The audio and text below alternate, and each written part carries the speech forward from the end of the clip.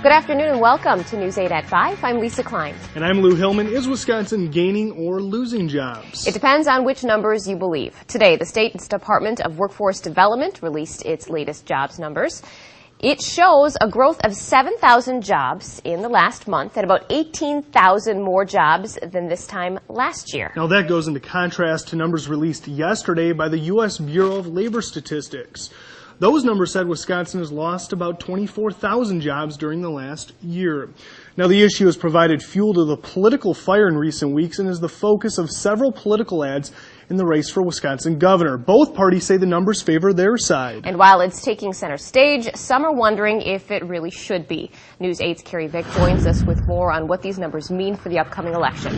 Lisa and Lou, I'm told it's all a matter of how you look at the numbers. But even so, it's a topic that may have little to do with who's governor. You've seen the ads. Wisconsin's unemployment rate, it's the lowest it's been since 2008. Most states gained jobs last year.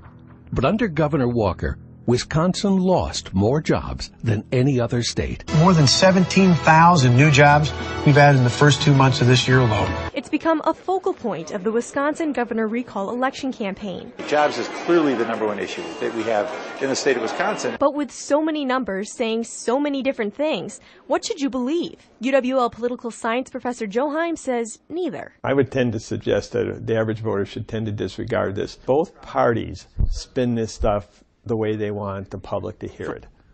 Right. And they use it for their advantage because the public is concerned about jobs. He says it's a lot of talk about an issue that's mostly outside the governor's control. Executives, presidents, governors do not have a major influence on jobs. The economy dictates jobs. People decide on increasing jobs or decreasing based on their sales and based on how things are going and what they see is coming up in the future, not based on government policies. And at this point in the recall campaign, he says all the political ads are not likely going to make a big difference in who will walk away with a win on June 5th. Overall, the economy in Wisconsin and nationally is slowly getting better.